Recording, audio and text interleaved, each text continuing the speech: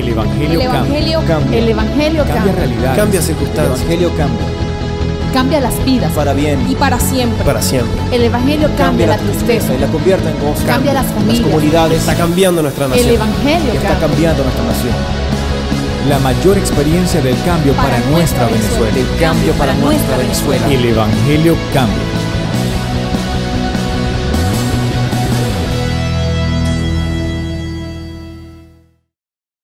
Acompáñeme, por favor, al libro de Efesios.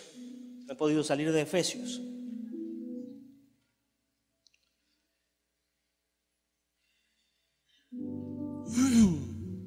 Y el martes compartíamos esta oración. En el servicio de oración compartíamos esta oración. La compartimos 5 o 6 minutos al final, después de la oración de la iglesia. Y me llamó profundamente a reflexión esta palabra. Y quiero que en Efesios 1, capítulo 1, versículo 15, podamos leerlo brevemente para que usted se familiarice con esta oración. Dice: por esta causa también yo, habiendo oído de vuestra fe en el Señor Jesús y de vuestro amor para con todos los santos, no ceso de dar gracias por vosotros, haciendo memoria de vosotros en mis oraciones, para que el Dios de nuestro Señor Jesucristo, el Padre de gloria, os dé espíritu de sabiduría y de revelación en el conocimiento de Él, y que Él alumbre los ojos de vuestro entendimiento, para que sepáis cuál es la esperanza a que Él os ha llamado, cuáles las riquezas de la gloria de su herencia en los santos, y cuál es la extraordinaria grandeza de su poder para con nosotros los que creemos, según la acción de su fuerza poderosa. Esta fuerza operó en Cristo, resucitándolo de los muertos y sentándolo a su derecha en los lugares celestiales, sobre todo principado y autoridad, poder y señorío, y sobre todo nombre que se nombra, no solo en este siglo, sino también en el siglo venidero. Y sometió todas las cosas debajo de sus pies, y lo dio por cabeza sobre todas las cosas a la iglesia, la cual es su cuerpo, la plenitud de aquel que todo lo llena en todo.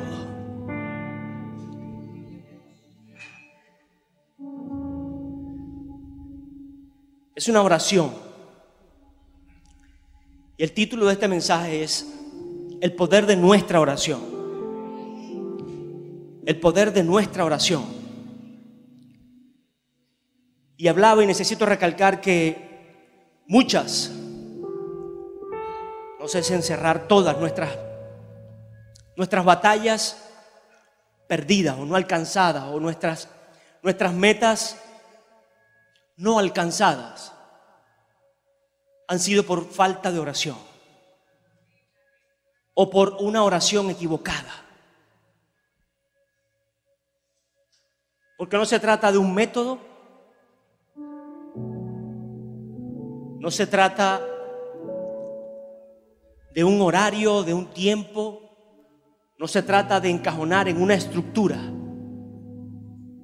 Se trata de una forma, la forma de comunicarnos con Dios, la forma de abrir nuestro corazón, la forma de expresar nuestras dudas, nuestros temores, con los demás, con el resto, con el pastor, con Dios, con el único que nos puede realmente ayudar, con el único que realmente nos puede bendecir, con el único que puede sellar el propósito por el cual estamos en esta vida, en esta tierra. Sí, porque nacimos con un propósito. Amén. Quiero que nos desarrollemos en base a esta oración, entendiendo la revelación que había en este hombre por el Espíritu Santo, para decirle a un pueblo y también enseñarle a un pueblo la necesidad de orar, íntimamente. La necesidad de orar a tiempo y fuera de tiempo. La necesidad de orar como iglesia. La necesidad de orar como sacerdote del hogar. La necesidad de orar como líder, como cabeza de algún ministerio, de alguna organización, de alguna institución, de algún lugar, de alguna casa, de alguna persona. Necesitamos orar. Y esto lo hablaba el apóstol, dirigido por el Espíritu Santo, lo escribía. Era un hombre con una carga ministerial, era un hombre con una responsabilidad sobre no una sino muchas iglesias. Y él tenía revelado la importancia de que no eran locales, de que no eran cuatro paredes, de que no era el sonido y de que no era el audio, de que no era la silla, de que no eran los bombillos, las luces, que todo eso nos debe importar, nos debe ocupar. Pero él sabía que trabajaba era con gente, con personas, con lo que realmente Cristo vino a salvar. Y necesitaba que hubiera una revelación de por quién o por qué se estaban congregando en un templo. De por quién o por qué se estaban reuniendo en un lugar. De por quién o por qué estaban levantando una alabanza, reuniéndose para entonar una canción, para entonar una adoración, reuniéndose para recibir o compartir una palabra. Amén.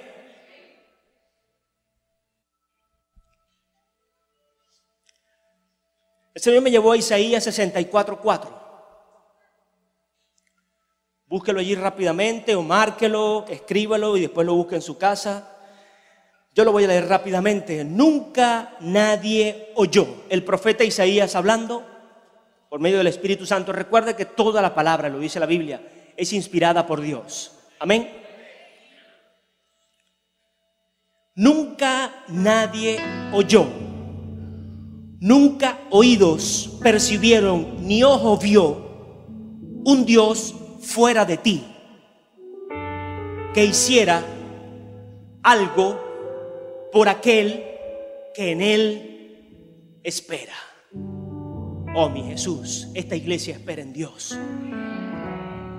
El profeta estaba hablando no en el tiempo de Cristo, pero ya había una promesa de salvación, había una promesa de esperanza, había una promesa de cambio, de oportunidad para el hombre, para todos, para cada uno. Y el Señor le decía en su corazón, nunca nadie vio, a pesar de que han confiado en otros dioses, han confiado en dioses de barro, en dioses del sol, del aire, de los pájaros, del viento, debajo de la tierra, de aquí, de allá.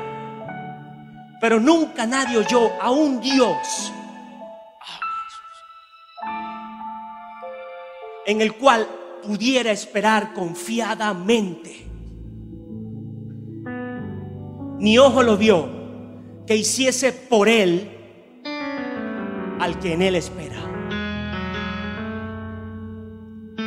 Esto me lleva a mí a centrarme en dónde está mi oración, a quién yo le estoy orando, a entender a quién yo le estoy sirviendo, a entender en quién yo estoy esperando, a entender con quién yo necesito comunicarme, a quién yo necesito ir a sus pies, a quién yo le puedo entregar mis lágrimas, mis temores, mis miedos, mis dudas, mi falsedad, mi ingenuidad, mi forma de ser, mis malas actitudes, mis buenas actitudes.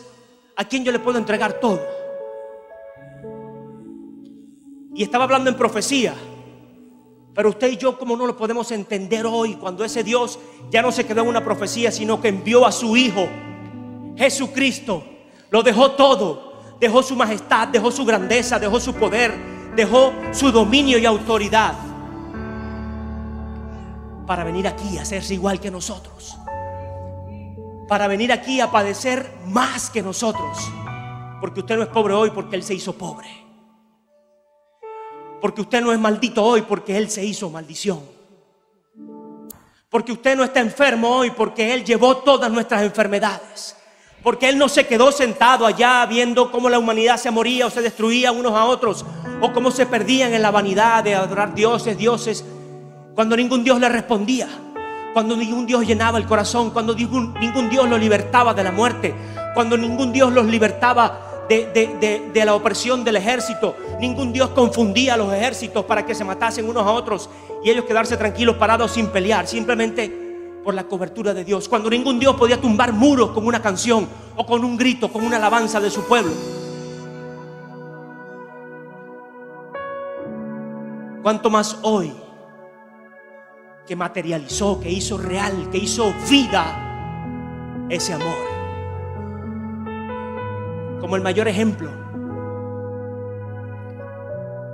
Entonces usted puede entender ese pasaje de Isaías. Yo lo puedo entender. Quizás no en toda su profundidad, porque la palabra es muy profunda.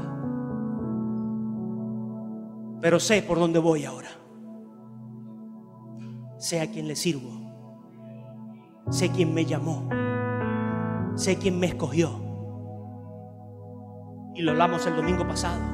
Usted es llamado, usted es escogido. Usted no es casualidad.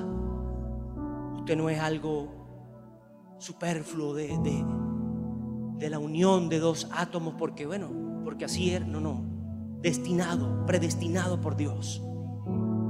¿Cuál Dios? El que me rodea con su favor y misericordia, en el cual yo puedo esperar confiado. Amén, iglesia.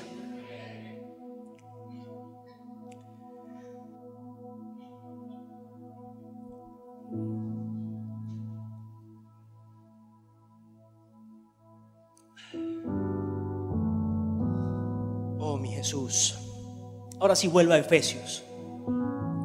Volvamos a Efesios. ¿El tiempo está más rápido hoy o qué?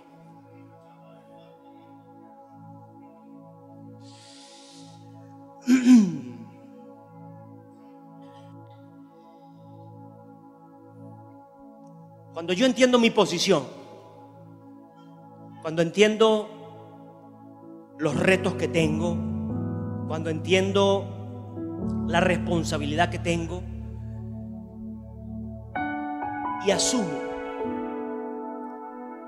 y busco entonces conocer a este Dios, no hay otra manera de alcanzar mis victorias si no es en mi oración.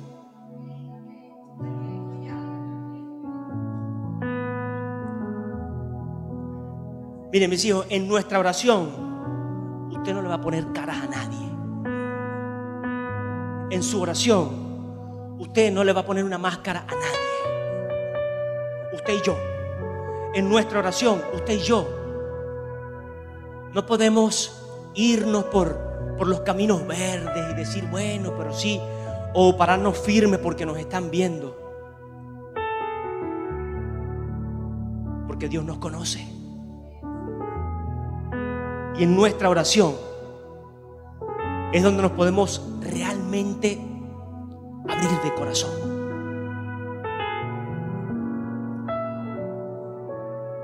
Si usted quiere sanar algo con alguien, tiene que hablarlo. Es verdad que el tiempo borra.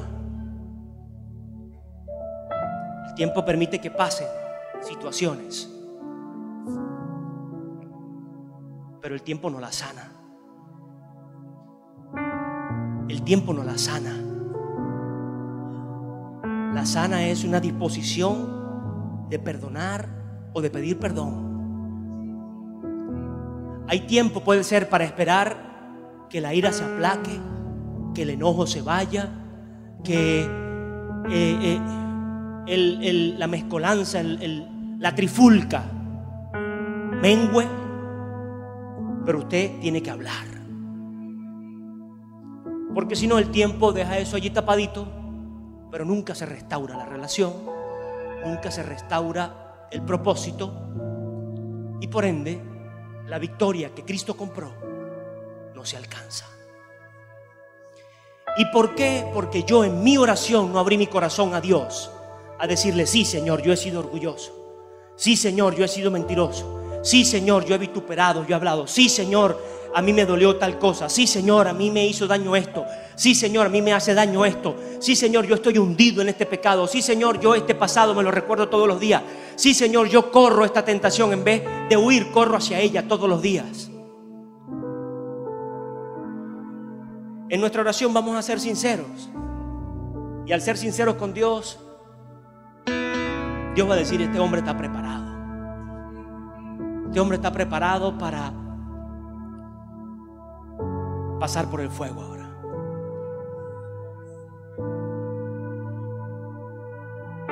Sí, porque pensamos muchas veces que el desierto es los conflictos que tenemos fuera de Dios. No. Esos conflictos nos mantienen a nosotros enredados en apartarnos de Dios. El desierto de Dios te va a acercar a Dios. Entonces no confundamos, no enredemos las cosas, o no las mezclemos. Los conflictos que yo tengo por mis malas decisiones o por mis malas actitudes no son promovidos o provocados por Dios ni siquiera.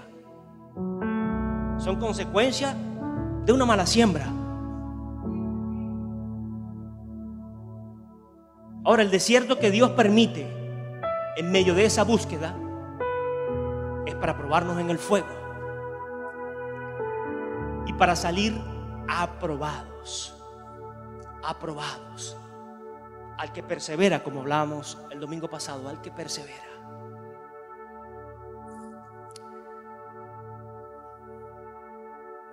Leí una carta de mi madre que se la enviaba a la iglesia. Y la leí hace 2 días.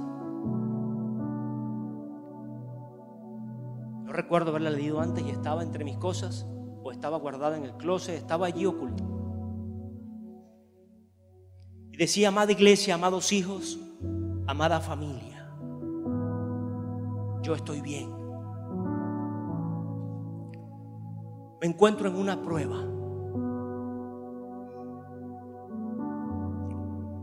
Estaba en su mejor momento buscando de Dios. No andaba obstinada en su pecado, no andaba obstinada en su pasado, no andaba obstinada en lo que no había alcanzado, lo que había dejado de hacer, sino simplemente se estaba, como cada día, remontando como las águilas. Y entró la circunstancia más difícil de su vida, esta grave enfermedad. Y podía escribir orgullosa de estar confiada en el Dios que había creído, en el Dios en el cual había confiado, en la cobertura de ese Padre que no solo la cubría a ella, sino que cubría su iglesia, que cubría el propósito, que cubría su familia, que cubría a sus hijos.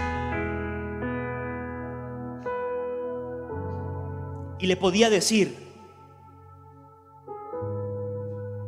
que en medio de esa prueba ella iba a salir como el oro, que su familia iba a salir como el oro, que su iglesia iba a salir como el oro, porque entendía y sabía que era el desierto de Dios, sí. No traje la carta para leérsela,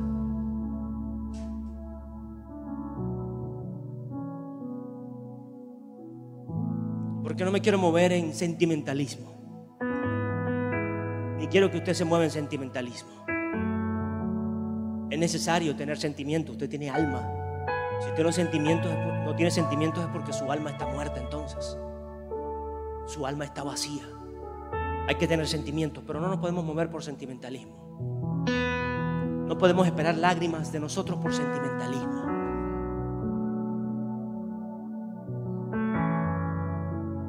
Simplemente le hablo de ese fragmento para que usted entienda la revelación que tenía nuestra pastora de a quién le servía, de en quién había creído, de en quién había confiado. Y por eso el Señor me llevaba a esa palabra de Isaías: nunca se vio a un Dios como tú, el cual le cumple al que en Él espera.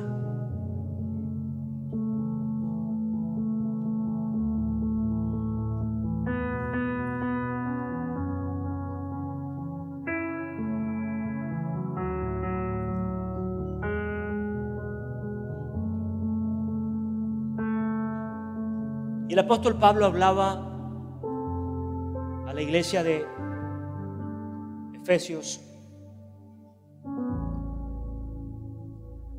de una oración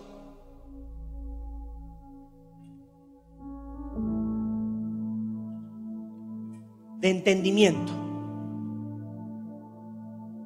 por una oración de entendimiento.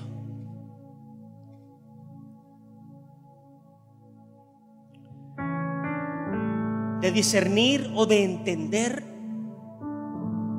a quién nos estamos arrodillando, por qué nos tiramos al piso, por qué nos acostamos boca abajo, boca arriba, por qué nos ponemos de lado, como usted se ponga a orar, no sé.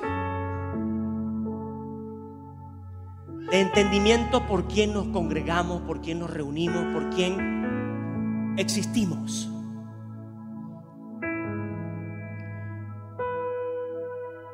Y dice: por esta causa también yo, habiendo oído de vuestra fe en el Señor Jesús y de vuestro amor para con todos los santos,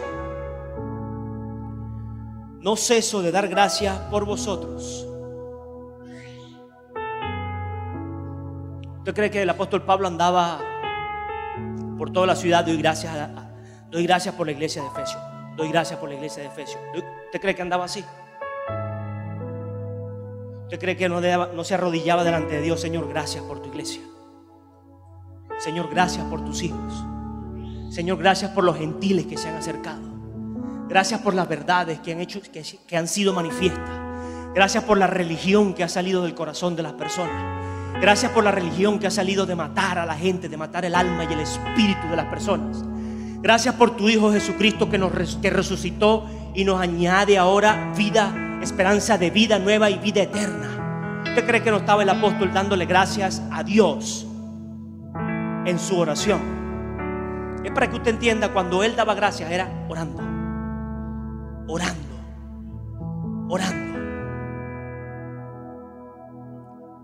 Entonces usted no tiene que salir a donde el vecino a darle gracias por sus hijos, a darle gracias porque sus hijos son buenos, porque han visto un buen ejemplo en el vecino. Usted no tiene que salir como padre a darle gracias a la vecina por su esposa. Usted no tiene que salir como líder a darle gracias a la otra iglesia por la iglesia donde está. Usted y yo tenemos que darle gracias a Dios por el lugar donde nos ha puesto. Tenemos que darle gracias a Dios por la familia que nos ha dado, por la responsabilidad que tenemos en los hombros, por el propósito, el plan perfecto que tiene con nosotros. Entonces es necesario que empecemos a entender que hay poder en nuestra oración. Sí, porque yo quiero traer un equilibrio, o sea, no podemos simplemente afanarnos en hacer obras y obras, que nuestra oración esté muerta, que nuestra relación con Dios esté muerta. Vamos a seguir estando muertos. Y escúchame, eso no se compra. Eso no se compra. Leímos el pasaje donde Pedro reprende a Simón, porque Pedro estaba obrando en el Espíritu Santo y había milagros, señales ocurriendo, y Simón dice y trae su ofrenda y dice: yo quiero de eso. Y trajo una buena ofrenda. Y es muy fácil reprender a Simón hoy, pero ¿qué pasa con nosotros y nuestra posición de Pedro? De corregir a la gente, de no querernos aprovechar de su dinero. Pedro pudo haber dicho: sí, tu dinero es bienvenido y algún día lo recibirás. Ora, busca, clama. Y tranquilo, haber sellado eso y haberle dado un consejo a ese hombre. Pero lo reprendió y le dijo: no pienses que puedes comprar. No pienses que puedes comprar la voluntad de Dios o el amor de Dios con dinero o con obras. Usted con su dinero puede hacer muchas obras. Usted con su fuerza puede hacer muchas obras. Pero las hacemos ¿por qué? Por comprar a Dios, por amor.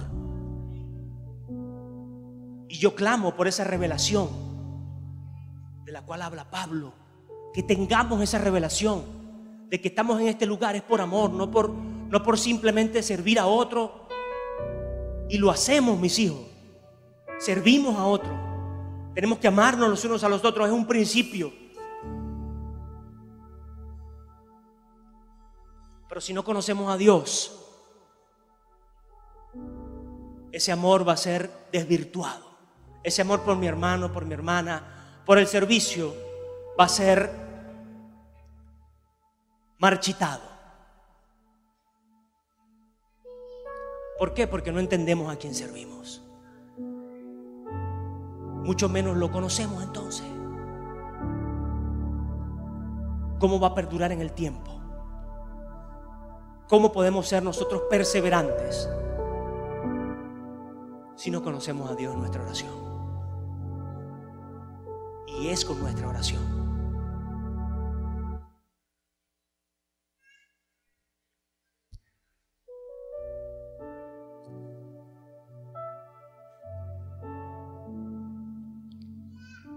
No podemos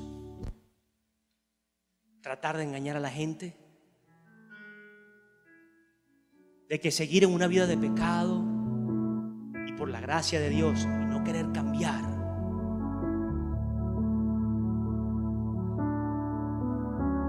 se acercan cada día al amor de Dios.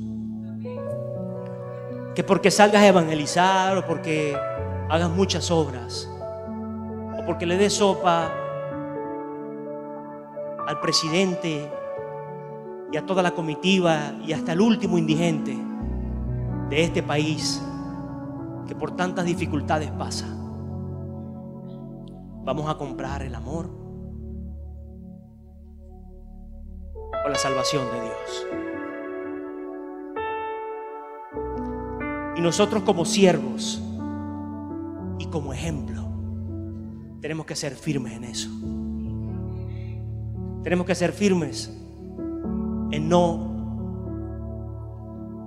malformar a la gente. Pedro le dio un principio radical a Simón y le dijo: arrepiéntete, arrepiéntete, porque si no tú y tu dinero van a perecer. Y Pedro no estaba diciéndole que una amenaza personal o le iba a mandar un sicario o era el plan del momento. No, Pedro era un hombre de Dios y le estaba hablando de santidad en el corazón. Le estaba hablando de revelación de a quién se estaba acercando. Le estaba pidiendo a Simón, que él mismo abriera sus labios, sus ojos, que abriera su corazón, que más nadie lo podía hacer, que más nadie podía arrepentirse por él, que más nadie, porque Jesús ya le estaba dando la oportunidad. Nos dio la oportunidad, nos da la oportunidad a cada uno, pero es nuestra. Es nuestra. Amén, mis hijos. Esa oportunidad es nuestra. Y nosotros decidimos si la aprovechamos o la desechamos. Nosotros decidimos si la seguimos o la dejamos. Nosotros decidimos si se nos revela o se nos nubla la mente. Si se nos revela el amor de Dios o se nos nubla el corazón.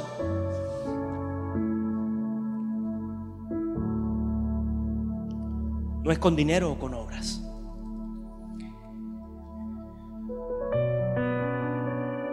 Y Pablo, en esa misma posición ahora, de apóstol, de siervo, de sacerdote, ora al cielo, dándole gracias a Dios por la gente que está, dándole gracias a Dios por la gente que sirve, dándole gracias a Dios por la gente que vino hoy a batallar, que vino con dificultades, que vino con problemas, que vino con angustia, que vino sin dinero, que vino sin transporte, que se vino caminando, que vino sudada, que vino quizás sin desodorante, que vino sin muchas cosas materiales y que vino con vacíos espirituales, pero decidió estar aquí hoy.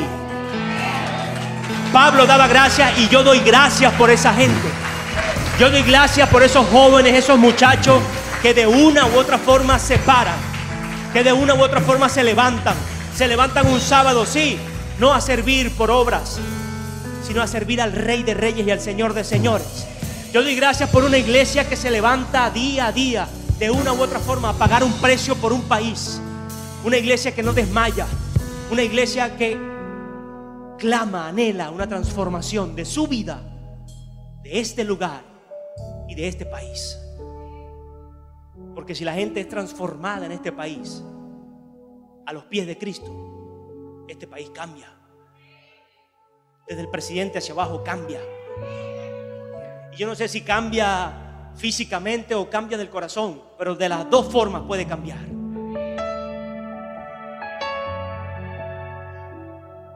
Amén.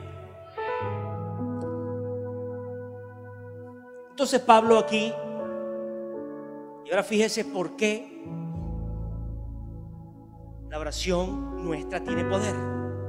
Vamos a entrar ahora en estos 20 minutos en cómo debemos orar para bendecir a nuestro pueblo, para bendecir a nuestros hijos, para bendecir mi iglesia, para bendecir el ministerio, el departamento donde yo estoy sirviendo, para bendecir el equipo en el cual yo estoy liderizando, para bendecir el cuerpo de Cristo el cual yo estoy dirigiendo. Véalo como usted quiera, no se ponga en ninguna posición de liderazgo, que el top, la tapa del frasco. Póngase en el lugar, porque desde sus hijos, desde el más pequeñito, el primero que tuvo, o la esposa que tiene a su lado, que todavía no tiene hijos, esa esposa es responsabilidad suya, ese esposo es responsabilidad suya. Amén. Pablo oraba o hablaba a la iglesia para que Dios le diera entendimiento espiritual. Entendimiento espiritual. Fíjese y vaya a 1 Corintios 2, 9 al 16. Yo se lo leo, usted lo busca, lo proyectan rápidamente.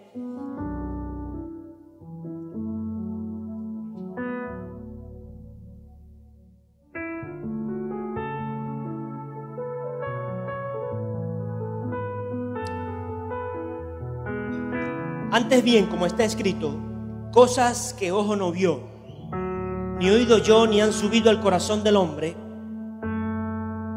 que ojo no vio, ni oído yo, ni han subido al corazón del hombre, son las que Dios ha preparado para los que le aman. Cosas que usted ni se imagina, lugares que usted ni siquiera ha soñado, posiciones que usted ni siquiera ha visto, son las que Dios ha preparado para los que le aman. Pero Dios no las reveló, nos las reveló a nosotros por el Espíritu. Nos las reveló a nosotros por el Espíritu, porque el Espíritu todo lo escudriña, aún lo profundo de Dios. Porque ¿quién de entre los hombres conoce las cosas del hombre, sino el espíritu del hombre, o el espíritu que está en él? Del mismo modo, nadie conoció las cosas de Dios, sino el espíritu de Dios. Y nosotros no hemos recibido el espíritu del mundo, sino el espíritu que proviene de Dios, para que sepamos lo que Dios nos ha concedido. De estas cosas hablamos, no con palabras enseñadas por la sabiduría humana, sino con la enseñanza del Espíritu, acomodando lo espiritual a lo espiritual. Pero el hombre natural no percibe las cosas que son del Espíritu de Dios, porque para él son locura. Ayúdame, Señor. Y no las puede entender porque se han de discernir espiritualmente. En cambio, el espiritual juzga todas las cosas sin que él sea juzgado por nadie. ¿Quién conoció la mente del Señor? ¿Quién lo instruirá? Pues bien, nosotros tenemos la mente de Cristo. Mire, yo nunca busco, no puedo llegar a este altar por simplemente sentarme frente a la Biblia y buscar un pasaje. Llego vacío.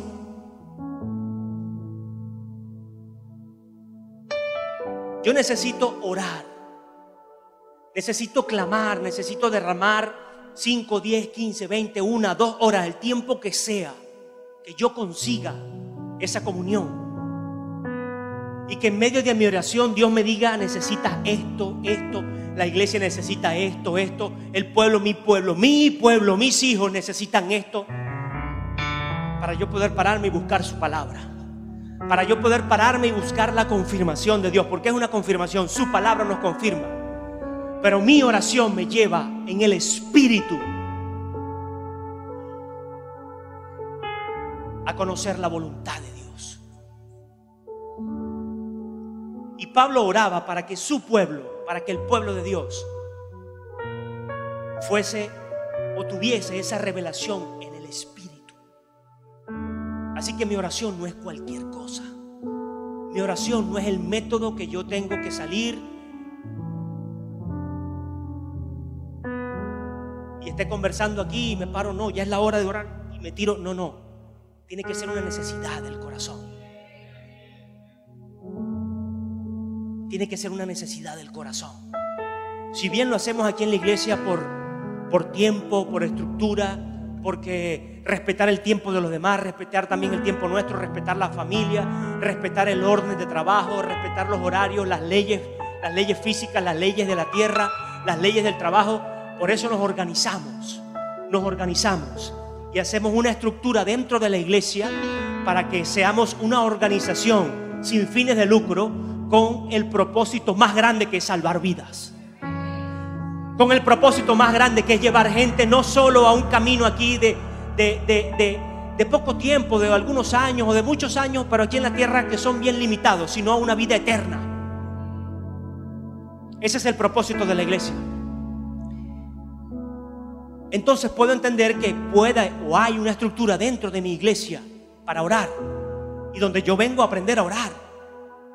Pero necesito que mi día a día haya esa hambre, esa sed. Y necesito entender entonces que en mi oración yo empiezo a conocer la voluntad de Dios espiritualmente. Que la palabra de Dios me va a confirmar, su palabra me va a confirmar si fue su espíritu el que me habló, o si fue el espíritu del mundo, o si fue el mismo Satanás el que me habló, o si son mis cosas del corazón, lo que está arraigado, lo que me está hablando. ¿Usted me está entendiendo, iglesia? ¿Me doy a entender?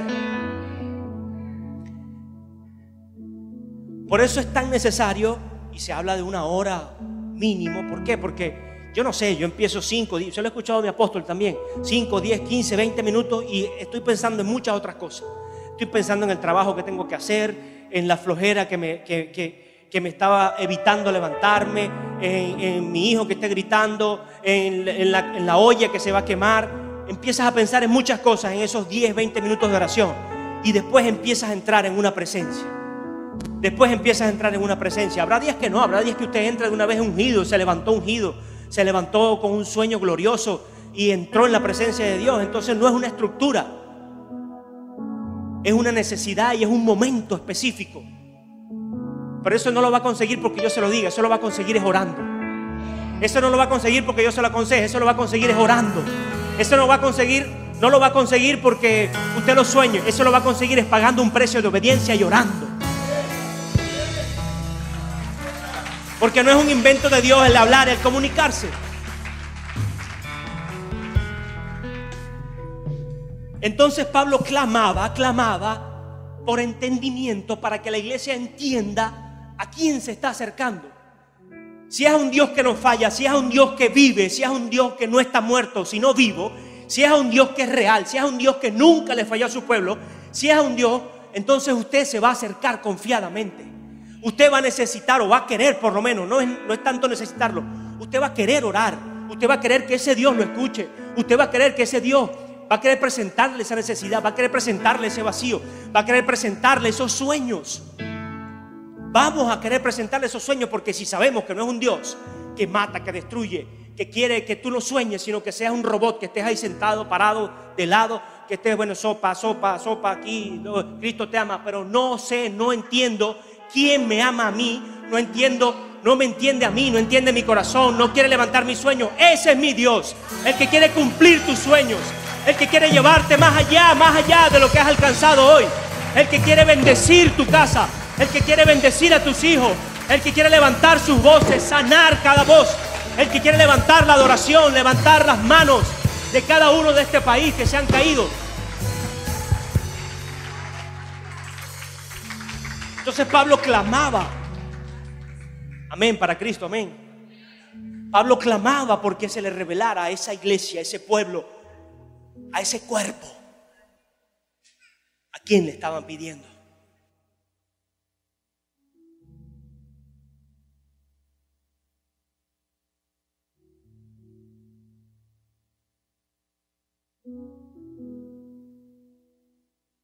Amén.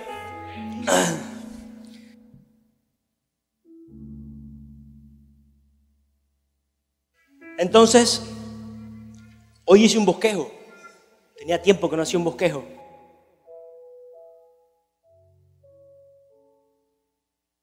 Mi oración como pastor, padre, sacerdote, responsable, líder, siervo, ministro, predicador, profeta, evangelista, póngase en cualquier lugar de esos, como hombre, mujer, como niño, como adolescente, como anciano, como adulto, póngase en la posición que usted quiera, que es la de cada uno. Cada uno tenemos una responsabilidad, un llamado, un propósito. Amén. Es más, estamos en un tiempo, porque todos hemos sido niños, hemos pasado ahora una adolescencia, estamos en una madurez y estamos en busca pues de una vida extensa aquí en la tierra, del tiempo que Dios lo decida. Pero cada quien ha pasado por esas etapas también, amén. Entonces mi oración es que en mi casa y que en mi vida primeramente haya esa revelación de quién es Dios. Y que yo pueda, por mi obediencia, por mi búsqueda, por mi clamor, tener una revelación de su amor espiritualmente. Que en mi espíritu haya una confrontación, que en mi espíritu haya un choque, que en mi espíritu haya un despertar en mi oración.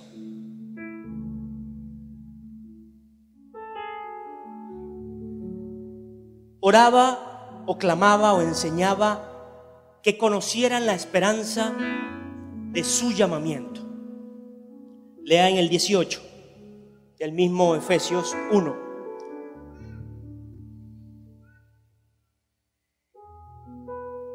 Que Él alumbre los ojos de vuestro entendimiento para que sepáis cuál es la esperanza a que Él os ha llamado. ¿Cuál es la esperanza a que Él os ha llamado? Y hago un paréntesis allí. Busque en Filipenses 3, 13 y 14. Escríbalo, yo se lo voy a leer rápidamente para que el tiempo nos alcance unos 10 minutitos más. Hermano, yo mismo no pretendo haberlo alcanzado ya, o haberlo ya alcanzado, pero una cosa hago, olvidando ciertamente lo que queda atrás y extendiéndome a lo que está delante, prosigo la meta al premio del supremo llamamiento de Dios en Cristo Jesús. El cristiano debe conocer cuál es su supremo llamamiento. El supremo llamamiento: estar en la presencia de Dios. Usted nació, fue creado, fue concebido para un día,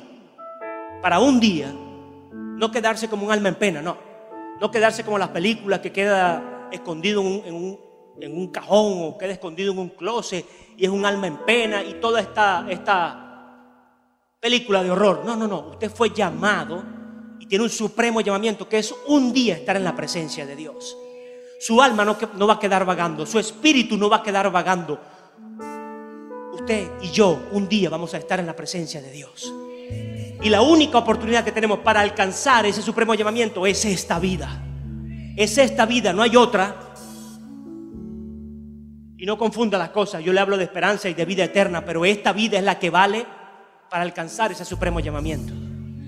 Entonces no perdamos el tiempo, entonces no perdamos los días, entonces no dejemos de buscar esa oración o de buscar esa revelación del Espíritu Santo en nuestra oración.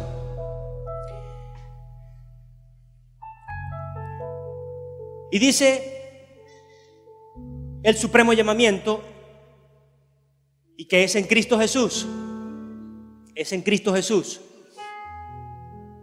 No hay otra forma de alcanzar la plenitud o ese supremo llamamiento si no es en Cristo Jesús. no es la Virgen María, no es el Arcángel Gabriel, no es la vela a los santos. No hay otra forma, iglesia. Yo no soy el pastor que esté atacando a la gente, y no voy a atacar religiones. Simplemente voy a marcar posiciones, y la mía, basado en lo que Dios ha hablado, en lo que Dios ha establecido. Y si envió a su Hijo y dice que su Hijo es el único camino, la verdad y la vida, yo no puedo jugar con eso. Yo necesito creer y afirmar eso cada día en mi corazón, y que la persona lo escuche de mí, que sepa mi posición únicamente.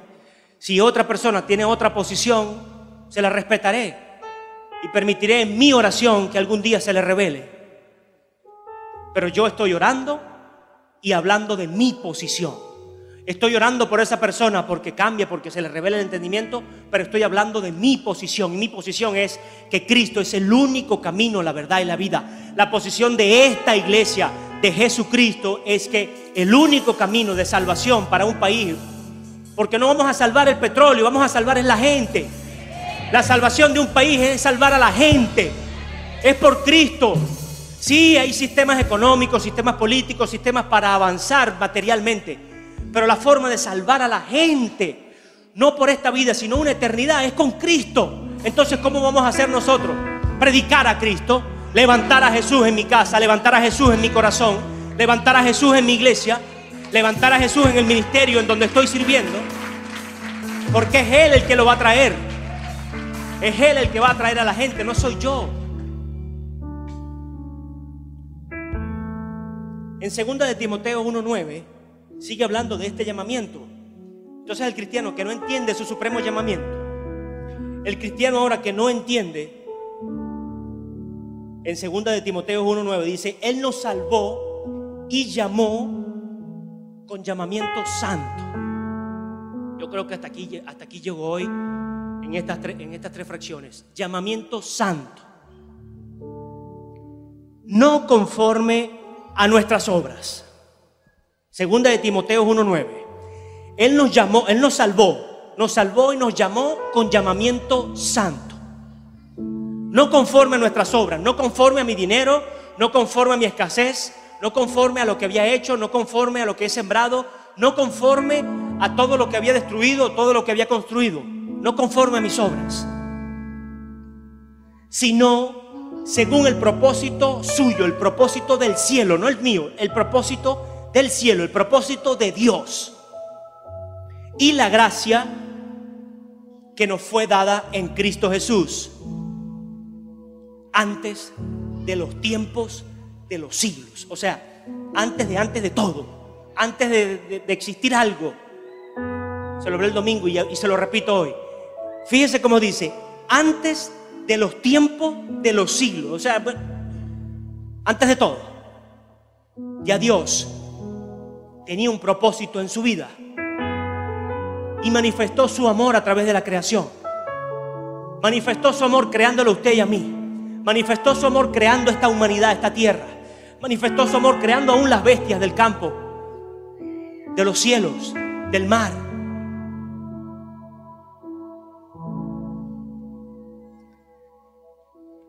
Y dice que nos salvó y nos llamó con llamamiento santo. O sea, no me llamó ni por mis obras, no me llamó por las maldiciones que me seguían, no me llamó por todo mi pasado. Me llamó con llamamiento santo, por Cristo. Por Cristo, el que pagó por mis enfermedades, el que pagó por mis maldiciones, el que pagó por mi pecado, el que pagó por mi pasado, el que pagó por todas mis dolencias.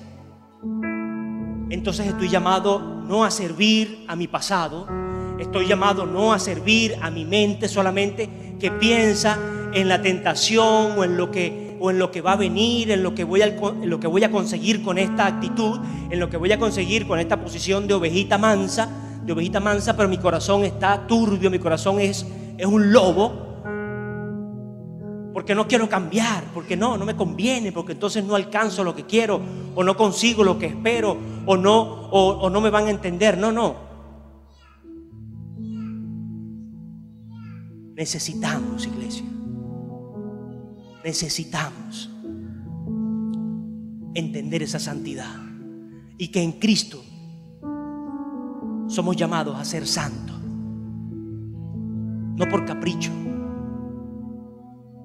Está predestinado ya. Así que usted no lo van a llamar santurrón porque bueno, el hermanito no hace esto. No, usted es llamado santo porque creyó en Jesús. Usted y yo somos llamados santos porque creímos en Jesús. Y como somos llamados santos, estamos ahora, o debemos estar dispuestos a ser santos, a no seguir confiando en mis artimañas, a no seguir confiando en mi pasado, a no seguir depositando aún mis temores o mi esperanza en los errores del pasado, en la brujería y la hechicería del pasado, en las maldiciones del pasado. Ni siquiera depositar allí mis temores. ¿Por qué? Porque si yo le estoy sirviendo a un Dios grande, a un Dios fiel, a un Dios grande y a un Dios fiel, porque es muy grande, el más grande, y es fiel, nunca nos va a fallar. Si yo le estoy sirviendo a ese Dios, yo no tengo que confiar entonces en más nada. No tengo que confiar en más nadie. No tengo que temer tampoco a más nada. Solo temerle a Él. Solo temerle a su voluntad, que yo haga su voluntad, que yo cumpla sus principios, que yo cumpla el propósito por el cual Él me llamó.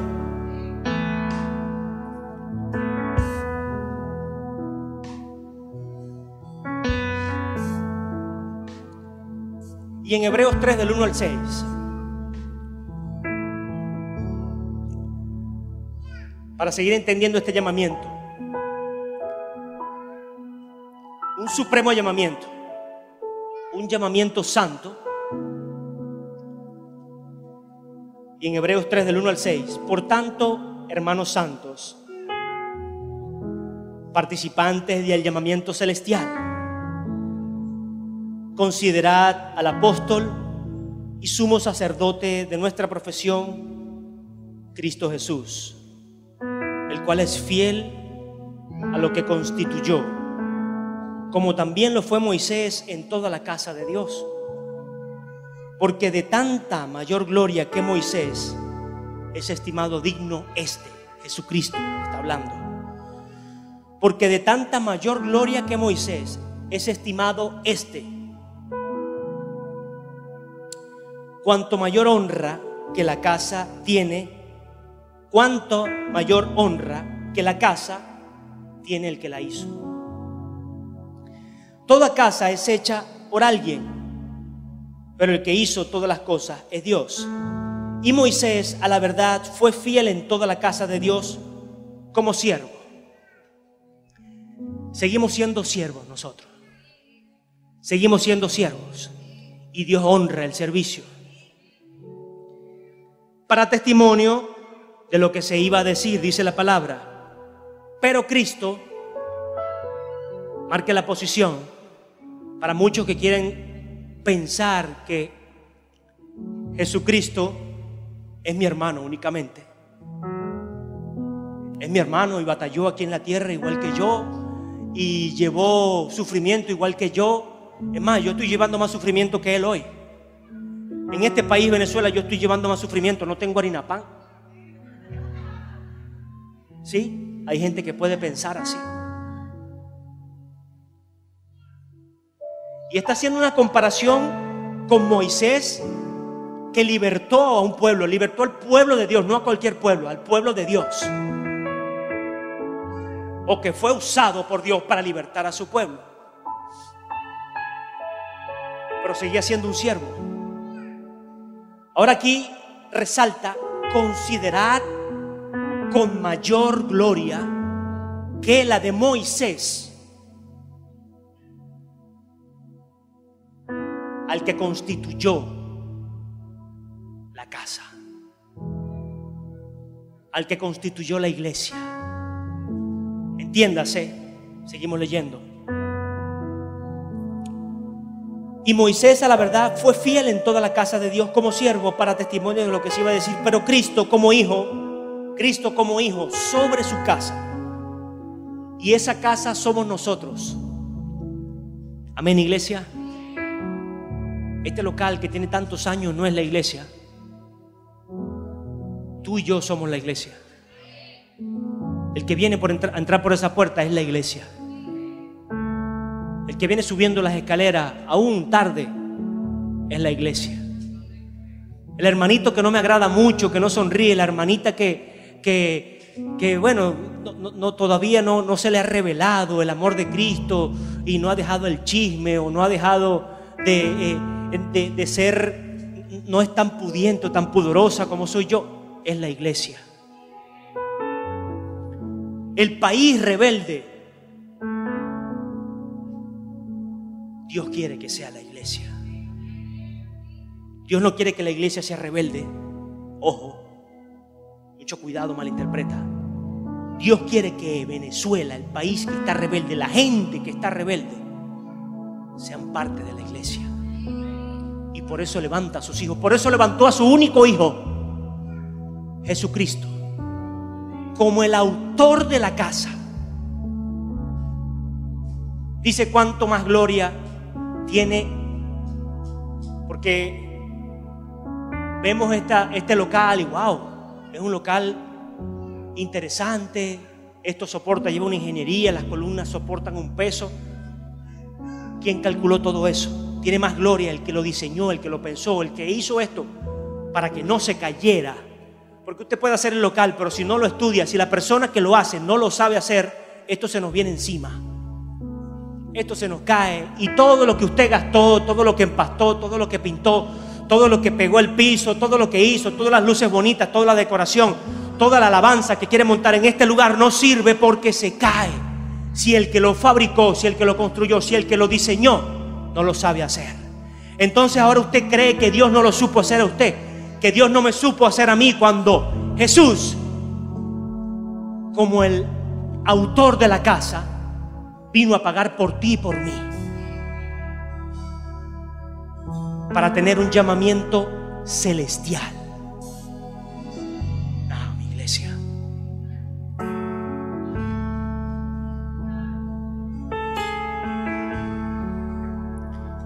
Y esa casa somos nosotros,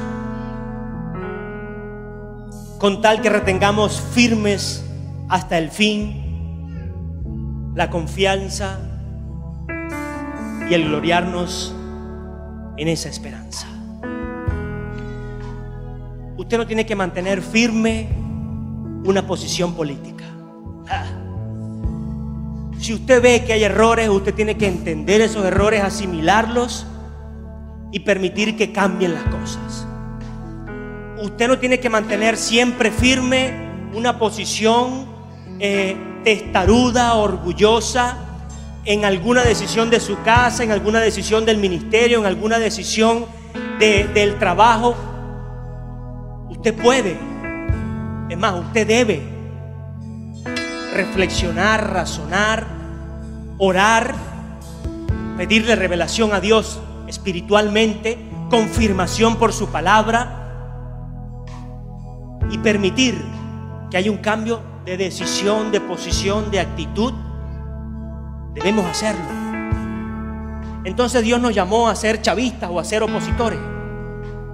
Dios nos llamó a ser siempre un cajón enfrascado. Dios nos llamó entonces a estar en la iglesia todos vestidos igualitos. Usted se imagina, la coral se ve lindísima, pero usted se imagina que todos viniéramos así vestidos y todos saliéramos a la calle así vestidos. Qué aburrido sería esto.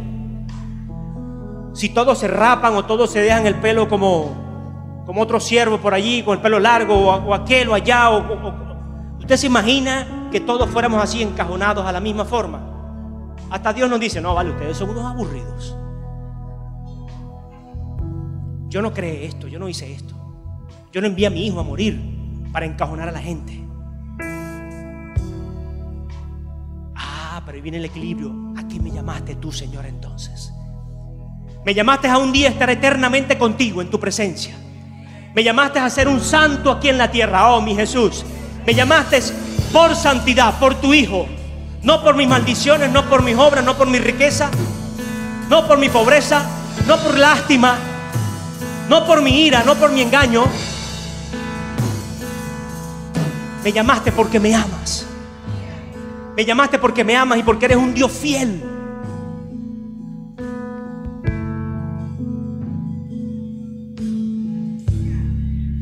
El cristiano que no entiende este llamamiento nunca será capaz de andar como como es digno de este llamamiento. Y 2 minutos para que no se me duerman. No sé si es hambre o es sueño que tienen algunos. Efesios 4:1-6. Sí, iglesia, yo los veo todos de aquí. Yo de aquí los veo. No piense que yo no soy Dios, pero sí los veo desde aquí. Jaja. Lo único que no le puedo ver son los pies que tengan cruzados.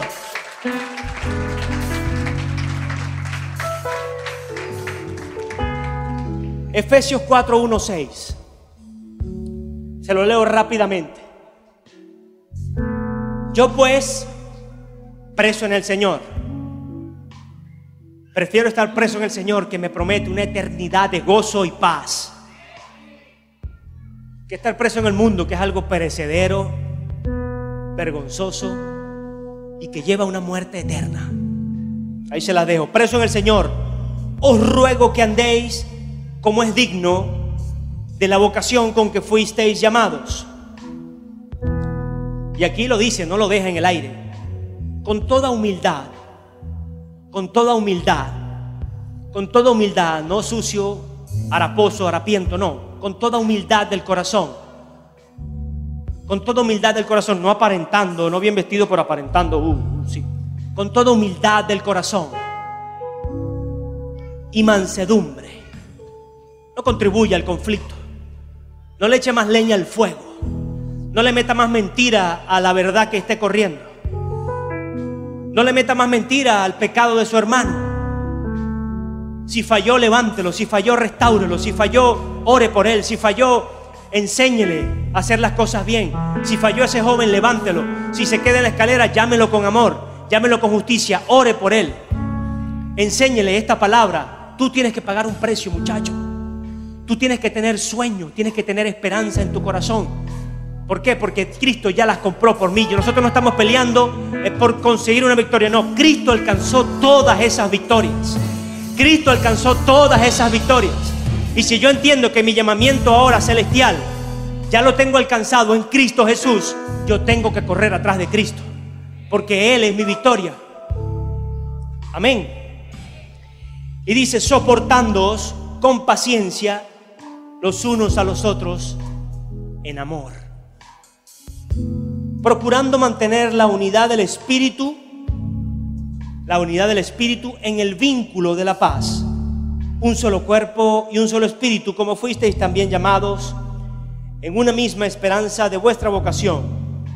Un solo Señor, una sola fe, un solo bautismo, un solo Dios y Padre de todos, el cual es sobre todos y por todos en todos.